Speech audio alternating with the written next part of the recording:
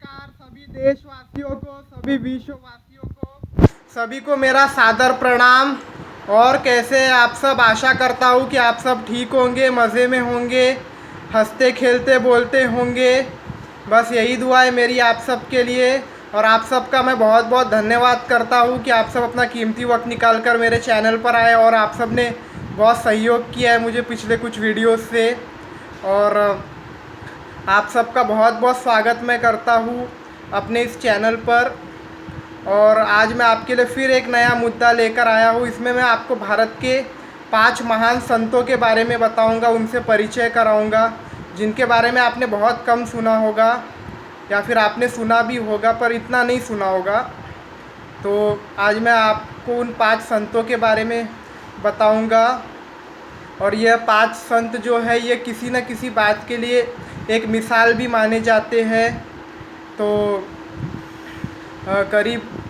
तो फिर पूरे भारत में इनका कहीं ना कहीं थोड़ा बहुत नाम है, पर फिर भी है, इन्हें पूजा भी जाता है किसी किसी हिस्सों में। तो फिर चलिए आज मैं आपको इन 5 महान भारत के 5 महान संतों के बारे में बताता हूँ। तो वीडियो शुरू होने से पहले चैनल को सब्सक्राइब कर दीजिए और बेल आइकॉन को प्रेस करना ना भूलें। तो चलिए शुरू करते हैं आज की ये वीडियो। तो सबसे पहले मैं आपको बताऊंगा संत तुकाराम के बारे में। संत तुकाराम यह महाराष्ट्र में देहू नाम का एक गांव आता है, वहाँ के रहने वाले थे। संत तुकाराम को दान की एक बहुत बड़ी मिसाल मानी जाती है। जी हाँ, संत तुकाराम यह खुद भी बहुत गरीब थे, पर लोगों में दान किया करते थे।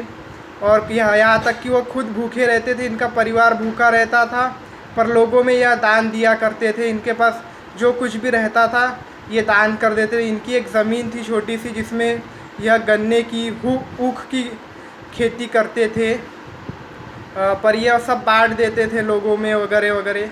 तो फिर ऐसे ही बहुत से काम वो करते थे जो दान से जुड़े हुए हो, इसीलिए उनको काफ़ी महान बताया जाता है और उनको काफ़ी पूजा भी जाता है संत तुकाराम को। और इनके बारे में कई बार महाराष्ट्र में मराठी नाम के सब्जेक्ट में इनके बारे में कविता भी आती है। और कई बार इनके बारे में लेसन्स भी बताए जाते हैं, इनके बारे में पाठ भी बताया जाता है और स्कूलों में कहानियाँ भी इनकी सुनाई जाती है। तो यह है संत तुकाराम। अब हम बात करेंगे संत गाडगे महाराज की। जी हाँ, संत गाडगे महाराज यह महाराष्ट्र में अमरावती नाम का एक शहर है, वहाँ के रहने वाले थे। इन्हें संत की पदवी कैसे मिली और इनका नाम गाडगे महाराज क्यों पड़ा, तो पहले हम लोग ये जान लेते हैं कि यह एक आम आदमी थे, पर यह सफाई वगैरह काफ़ी करते थे और आसपास के सभी मोहल्लों में साफ़ सफाई करते थे। लोग कचरा करते जाते थे और ये साफ़ करते जाते थे, पर कभी गुस्सा नहीं करते थे, क्रोध नहीं करते थे ये लोगों पे। तो फिर उल्टा लोगों को शर्म आने लगी, तो लोगों ने खुद ही साफ़ रखना शुरू किया और इसी तरह इन्होंने अपने संदेश को फैलाया। ये हर तरफ दूसरे मोहल्लों में भी यही सब करने लगे। ऐसे कर करके शहर पूरे देश में यह बात फैलने लगी। और जब भी सफाई अभियान की बात होती है तो संत गाडगे महाराज इनका काफ़ी नाम आता है। और इनका नाम गाडगे इसलिए पड़ा कि यह कचरा उठाकर मटके में रखते थे और कहीं दूर ले जाकर फेंक देते थे। तो मटके को मराठी में गाडगे कहा जाता है, इसीलिए फिर इनका नाम गाडगे महाराज पड़ा और इन्हें संत की पदवी दी गई। तो स्वच्छता की ये बहुत बड़ी मिसाल माने जाते हैं संत गाडगे महाराज, इसीलिए यह बहुत महान बताए जाते हैं और इनको काफ़ी पूजा भी जाता है। तो अब चलिए अब हम बात करते हैं तीसरे संत के बारे में, बाबा गरीबनाथ। बाबा गरीबनाथ जी यह बिहार में मुजफ्फरपुर के रहने वाले थे। बाबा गरीबनाथ यह शिव जी के बहुत बड़े भक्त भी थे और कुछ लोग इन्हें अवतार भी मानते। इनका इतिहास जो है वो 300 साल पुराना है और इन्हें भी मिसाल माने जाती है कि सुरक्षा वगैरह करना अपनी चीज़ों की वगैरह, और जो चीज़ हमारे लिए लाभदायक है उनकी सुरक्षा करना, उसके लिए इनकी मिसाल मानी जाती है। जैसे कि यह जहाँ पर तपस्या करते थे, जहाँ ध्यान करते थे, तो वहाँ पर कुछ पेड़ थे। उधर पे जाकर कुछ पेड़ों को जब काटा गया तो उसमें से खून निकलने लगा। तो फिर जब खून निकलने लग गया तो लोगों को लगा कि यहाँ पे बाबा गरीबनाथ जी की काफ़ी कृपा है, तो वहाँ पर उनका मुख्य मंदिर बनाया गया है। यह बिहार में मुजफ्फरपुर में इनका मंदिर है। तो यह वहाँ के रहने वाले भी थे, तो इसीलिए अभी वो, तो फिर यही बात है, मतलब इसीलिए उनको काफ़ी महान माना जाता है। और उसी से यह बात काफ़ी फैलने लगी और पर्यावरण के लिए भी पेड़ बचाओ सम्मेलन वगैरह ऐसे काफ़ी अभियान भी वहाँ पर होते हैं, तो इनका नाम लिया जाता है बाबा गरीबनाथ जी का। तो यह थे बाबा गरीबनाथ जी। आइए अब हम आपको चौथे संत मकरन के बारे में बताएंगे। संत मकरन यह गुजरात में कच्छ गांव के रहने वाले थे।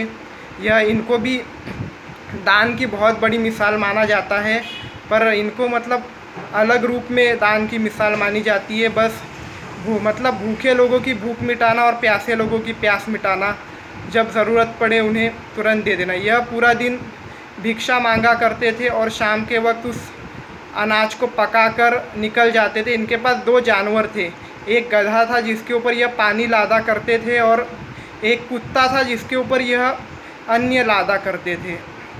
और उसके बाद यह निकल जाते थे और जहाँ जहाँ भूखे प्यासे लोग दिखते थे उनको यह खिला देते थे। तो इन्हें भी दान की बहुत बड़ी मिसाल मानी जाती है। तो उस तरह, और इनकी समाधि जो है गुजरात में कच्छ गांव में स्थित है। इन तीनों की, उनका जो गधा था और उनका जो कुत्ता था, इन तीनों की मतलब वहाँ पे समाधि है कच्छ गांव में। तो लोग दर्शन के लिए भी जाते हैं। इनके बारे में भी ज़्यादा कुछ मतलब बताया नहीं गया है, पर यह भी भारत के बहुत महान संत थे। अब हम 5वें संत के बारे में बात करेंगे। जी हाँ, मैं मीराबाई की बात कर रहा हूँ। संत मीराबाई यह राजस्थान में क्वाकी गांव की रहने वाली थी। क्वाकी यह राजस्थान में स्थित है।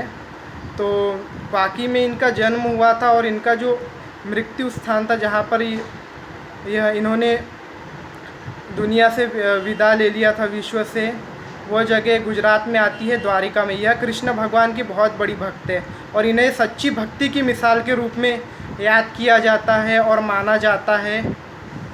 तो फिर ये इसीलिए इनको क्या है कि मतलब कृष्ण भगवान का जब जब नाम होता है तो मीराबाई का भी नाम जुड़ जाता है। और इतना ही नहीं, इनके ऊपर कई संकट आए, कई आफत आए, कितना कुछ इन्हें सहना पड़ा, तो मगर कृष्ण भगवान की कृपा इन पे हमेशा बनी रही। यहाँ तक कि उन्होंने विष का प्याला तक पिया, पर विष उनका कुछ नहीं बिगाड़ पाया। कई बार यहाँ तक कि उनके घर वालों ने उनके बिस्तर पे जहरीले खिले तक लगा दिए थे, पर वो खिले फूल में बदल गए उनके उस पे लेटते ही। और ऐसे कई चमत्कार उनके हाथों होते गए, इनकी भनक उनको खुद को भी नहीं थी। कृष्ण भगवान की बहुत कृपा उन पर होती गई। तो बताइए आज की ये वीडियो कैसी लगी। और आज गुरुवार भी है, इसलिए मैंने सब गुरुओं के बारे में बताया है।